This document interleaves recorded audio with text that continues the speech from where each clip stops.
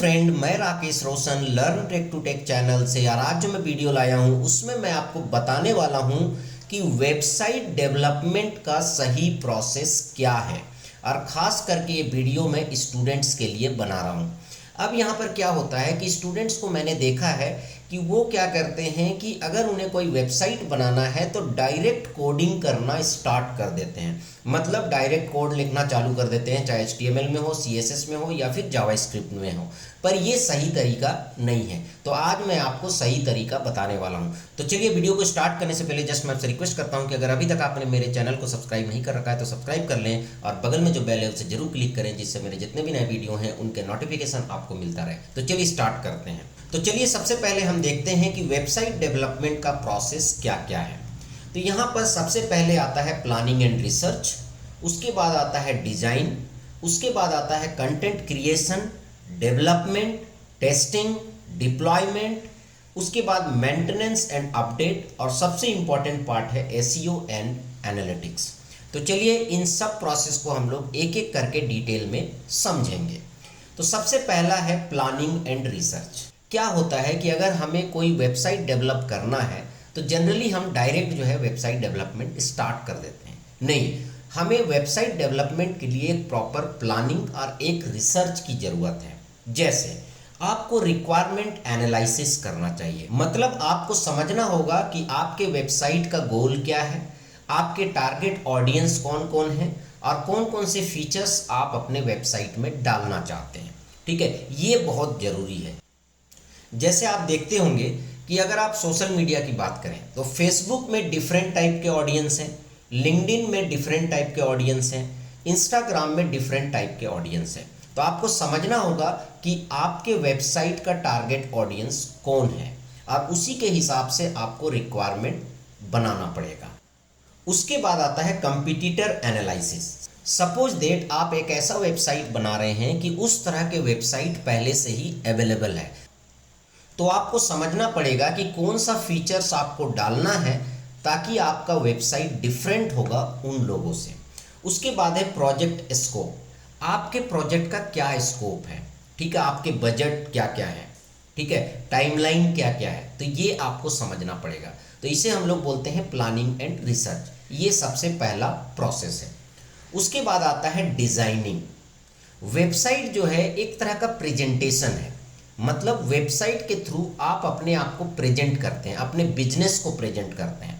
तो ऑब्वियसली इसका डिज़ाइन काफ़ी मायने रखता है। तो पहला पॉइंट यहाँ पर है वायर फ्रेमिंग। वायर फ्रेमिंग का मतलब क्या है? Create wireframes to map out the basic structure and layout of the web pages. तो आपको अपने वेबसाइट का एक बेसिक स्ट्रक्चर बनाना पड़ेगा, उसका एक लेआउट्स बनाना पड़ेगा कि आपका वेबसाइट कैसे दिखेगा, ठीक है, उसका स्ट्रक्चर क्या होगा। जैसे आप देखते होंगे फेसबुक का लुक डिफरेंट है, इंस्टाग्राम का लुक डिफरेंट है, किसी बैंकिंग साइट्स का लुक जो है वो डिफरेंट है। तो ये आपको पहले डिसाइड करना पड़ेगा। उसके बाद है प्रोटोटाइपिंग, मतलब आप अपने वेबसाइट का एक प्रोटोटाइप बना सकते हैं, ठीक है। तो develop interactive prototypes to visualise the user experience and interface, मतलब एक उसका एक प्रोटोटाइप बना सकते हैं जो उसी तरीके से काम करेगा, जिससे आप पता कर सकें कि यूजर एक्सपीरियंस किस तरीके का है, ठीक है, यूजर्स पसंद कर रहे हैं या नहीं कर रहे हैं, ठीक है। उसके बाद है विजुअल डिज़ाइन।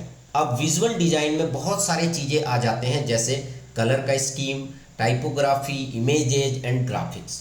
किस तरह का images, graphics, videos, colour schemes आप डाल रहे हैं अपने डिज़ाइन में। अगर आप देखेंगे जैसे स्टेट बैंक ऑफ इंडिया का वेबसाइट है तो उसका कलर स्कीम डिफरेंट है, ICICI बैंक का वेबसाइट है तो उसका कलर स्कीम डिफरेंट है, फेसबुक का कलर स्कीम डिफरेंट है, यूट्यूब का कलर स्कीम डिफरेंट है, ठीक है। तो इस तरह से आपको डिसाइड करना पड़ेगा डिज़ाइन फेज में। उसके बाद आता है कंटेंट क्रिएशन। अब आपको पता है कि वेबसाइट बिना कंटेंट का नहीं बन सकता है। जैसे आप किसी कॉलेज के वेबसाइट में जाएंगे तो अबाउट अस में कॉलेज के बारे में लिखा होगा, ठीक है। जब आप उसके स्पोर्ट्स सेक्शन में जाएंगे तो वहाँ पर कुछ कंटेंट होगा, प्लेसमेंट सेक्शन में जाएंगे तो वहाँ पर कुछ कंटेंट होगा। तो वो कंटेंट आपको क्रिएट करना पड़ेगा, ठीक है। वो कंटेंट जो है टेक्स्ट भी हो सकता है, इमेज भी हो सकता है, वीडियोस भी हो सकता है, या फिर अदर मीडियाज भी हो सकते हैं। पर यहाँ पर ये ध्यान रखिएगा कि जब आप कंटेंट क्रिएट करते हैं तो आपको सर्च इंजन ऑप्टिमाइजेशन को कंसीडर करके चलना पड़ेगा। मतलब आपके कंटेंट में जो है कुछ स्पेशल कीवर्ड्स होने चाहिए जो कि आपके बिजनेस से रिलेटेड है, ताकि कोई सर्च करे गूगल में या फिर कोई और सर्च इंजन में तो आपका वेबसाइट निकल के आए। तो यहाँ पर जो है आपको बहुत ध्यान रखना पड़ता है कि कौन सा वर्ड्स, कौन सा सेंटेंस आप यूज कर रहे हैं अपने कंटेंट में, क्योंकि कंटेंट जो आप लिखेंगे उसी पे डिपेंड करेगा कि आपका वेबसाइट कितनी देर में, कितने दिनों में सर्च रिजल्ट्स में आएगा। तो सबसे पहले तो आप प्लानिंग एंड रिसर्च करेंगे, उसके बाद आप डिजाइनिंग करेंगे, उसके बाद आप अपना कंटेंट क्रिएट करेंगे, तब जाके आप डेवलपमेंट स्टार्ट करेंगे। डेवलपमेंट का मतलब कोडिंग आप लिखना चालू करेंगे। अब कोडिंग में जो है 3 पार्ट्स हो सकते हैं, जैसे front end development, back and development, content management system. Front end development का मतलब है कि डिज़ाइन पार्ट, आपके वेबसाइट का डिज़ाइन पार्ट, वेबसाइट कैसे दिखेगा, यूजर को किस तरीके से नज़र आएगा। बैक एंड डेवलपमेंट का मतलब होता है कि डेटाबेस इंटरेक्शन, जैसे कोई यूजर फॉर्म भर रहा है तो वो किस तरीके से डेटाबेस में जाएगा, ठीक है, किस तरह से डेटाबेस में स्टोर होगा। जैसे यूजर सपोज दैट रिजल्ट देखना चाहता है अपना, तो वो किस तरीके से डेटा इनपुट करेगा और कैसे जो है उसका रिजल्ट सर्वर से निकल के आएगा, तो वो कोडिंग आपको करना पड़ेगा। तो उस कोडिंग को हम लोग बोलते हैं back and development. Front end development होता है डिज़ाइन पार्ट। उसके बाद आता है कंटेंट मैनेजमेंट सिस्टम।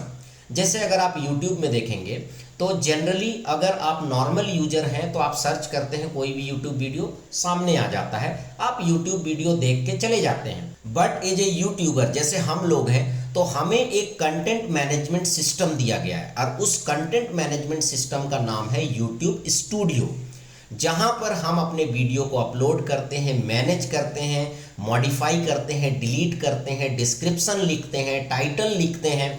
तो ये जो सॉफ्टवेयर होता है इसको हम बोलते हैं कंटेंट मैनेजमेंट सिस्टम। तो आप जब वेबसाइट डेवलप करेंगे तो आपको फ्रंट एंड बैक एंड के साथ साथ आपको कंटेंट मैनेजमेंट सिस्टम भी डेवलप करना होगा, ताकि आप अपने वेबसाइट को टाइम टू टाइम अपडेट कर सके उस कंटेंट मैनेजमेंट सिस्टम के थ्रू, ठीक है। तो इसको हम लोग बोलते हैं CMS। उसके बाद यहाँ पर नेक्स्ट आता है टेस्टिंग। आपने डेवलपमेंट कर लिया, आपने फ्रंट एंड डेवलप कर लिया, आपने बैक एंड डेवलप कर लिया, आपने कंटेंट मैनेजमेंट सिस्टम डेवलप कर लिया, अब आपको टेस्टिंग की जरूरत है। तो यहाँ पर आता है functionality testing. Ensure all features and functionalities work as expected, ठीक है। तो फंक्शनलिटी टेस्टिंग में क्या है, आपको देखना है कि आपके सारे फंक्शंस वर्क कर रहे हैं या नहीं। उसके बाद है test the website with real users to identify usability issue. उसके बाद आपको अपने वेबसाइट को टेस्ट करना है रियल यूजर्स के साथ, रियल यूजर्स के साथ। तो आप देखेंगे कुछ नया वेबसाइट आता है तो वहां पर जो है उसमें बीटा वर्जन लिखा होता है, मतलब अभी वो टेस्टिंग फेज में है। उसके बाद क्या है, compatibility testing, verify that the website works across different browser devices and screen sizes।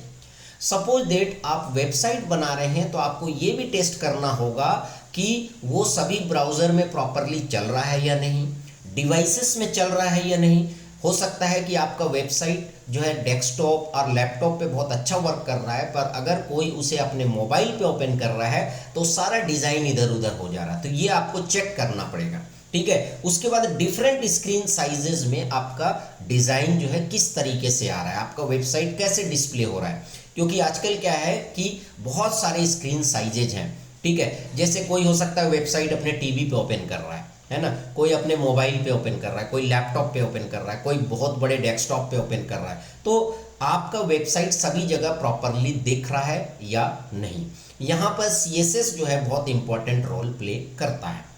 Performance testing, test the website speed, load time and overall performance. ये बहुत इंपॉर्टेंट है, क्योंकि सपोज दैट आपने वेबसाइट डेवलप कर लिया पर किसी ने आपका वेबसाइट ओपन किया और पता चला कि वो 10 सेकेंड, 20 सेकेंड, 25 सेकेंड, 30 सेकेंड ले रहा है उस वेबसाइट को ओपन करने में, तो कोई भी आपके वेबसाइट को नहीं देखेगा, कोई भी विजिट नहीं करेगा। क्योंकि कोई भी वेबसाइट अगर 1 सेकेंड या 2 सेकेंड के अंदर लोड नहीं होता है तो यूजर हो सकता है कि वो दूसरे जगह शिफ्ट हो जाए। तो आपको परफॉर्मेंस देखना है, फिर लोड भी देखना है कि अगर बहुत सारे लोग एक साथ आपके वेबसाइट को यूज कर रहे हैं तो कहीं आपका जो है वेबसाइट वो डाउन तो नहीं हो जा रहा है। ठीक है, ये भी आपको देखना है और ये चीज़ आप देखेंगे बड़े बड़े वेबसाइट्स के साथ होता है। ठीक है, जहाँ खास करके ई कॉमर्स साइट में अगर आप देखेंगे इससे पहले 10 साल 5 साल पहले ये देखा गया है कि जो फेस्टिवल सीजन होता है उस टाइम कई ऐसे ई कॉमर्स साइट जो है वो फेल हो चुके हैं। ठीक है, और फाइनली ओवरऑल परफॉर्मेंस। उसके बाद सपोज दैट आपने टेस्टिंग भी कर लिया तो नेक्स्ट फेज आता है डिप्लॉयमेंट। ठीक है, आप अपने वेबसाइट को कहाँ डालेंगे। ठीक है, तो उसके लिए दो चीज़ें होते हैं। एक तो वेबसाइट का नाम क्या होगा, ठीक है, वो आपको परचेज करना होता है कि आपके वेबसाइट का नाम क्या होगा, और दूसरा कहाँ पर आप अपने वेबसाइट को होस्टिंग करेंगे, किस सर्वर में आप होस्टिंग करेंगे। ठीक है, सर्वर क्या होगा, उस सर्वर का कॉन्फ़िगरेशन क्या होगा। ठीक है, ये नेक्स्ट जो है पार्ट होता है और वहाँ पर आप अपने वेबसाइट को डिप्लॉय करेंगे जिससे कि आपका वेबसाइट लाइव होगा और कहीं से भी आप उसे एक्सेस कर सकते हैं। तो यहाँ पर होस्टिंग सेटअप होता है, choose a hosting provider and setup the hosting environment. ठीक है, डोमेन रजिस्ट्रेशन उसके बाद होता है, सॉरी यहाँ पर डोमेन यहाँ लिखा हुआ है, रजिस्ट्रेशन यहाँ लिखा हुआ है तो ये नीचे होना चाहिए। तो पहले तो आपको अपना होस्टिंग सेटअप करना पड़ेगा। उसके लिए आप कोई भी होस्टिंग प्रोवाइडर ले सकते हैं, किसी भी होस्टिंग प्रोवाइडर का सर्विस ले सकते हैं और अपने वेबसाइट को आप सेटअप कर सकते हैं। उसके बाद है डोमेन रजिस्ट्रेशन, तो यहाँ पर आपको डोमेन रजिस्टर करना होगा कि आपके वेबसाइट का नाम क्या होगा। तो register and configure the domain name.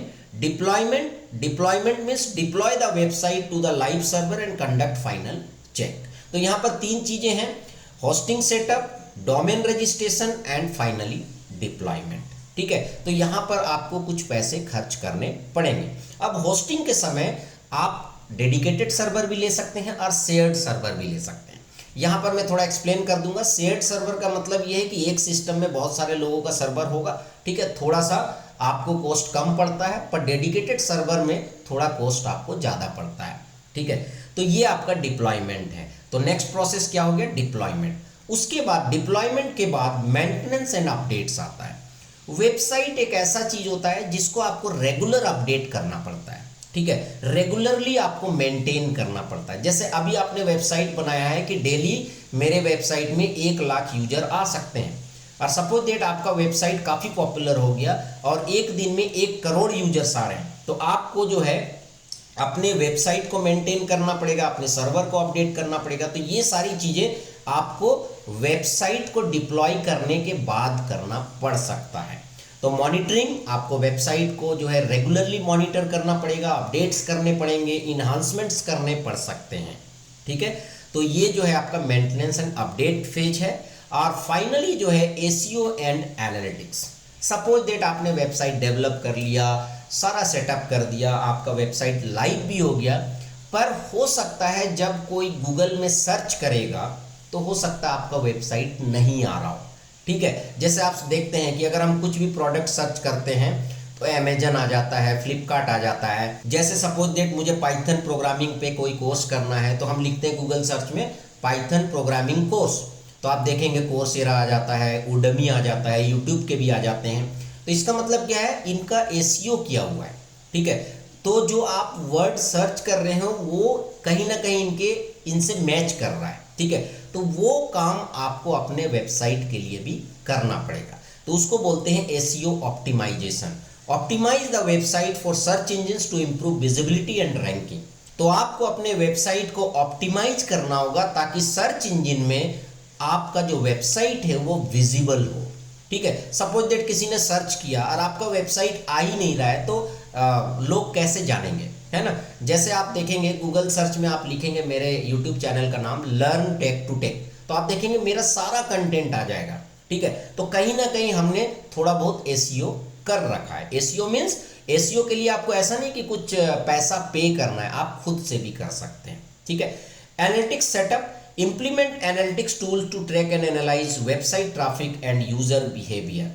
उसके बाद क्या है, आप कुछ एनालिटिक्स टूल्स को यूज कर सकते हैं जिससे आप देखें कि मेरे वेबसाइट के ऊपर कितने ट्रैफिक आ रहे हैं। ठीक है, यूजर किस किस पेजेज में जा रहा है, कौन सा पेज सबसे ज़्यादा लोग विजिट कर रहे हैं, ये सब आप एनालिटिक्स टूल्स के थ्रू देख सकते हैं। बहुत सारे ऐसे फ्री एनालिटिक्स टूल्स भी अवेलेबल हैं और पेड भी हैं। Reporting and analysis, regularly review analytics data to make inform decision and improvement.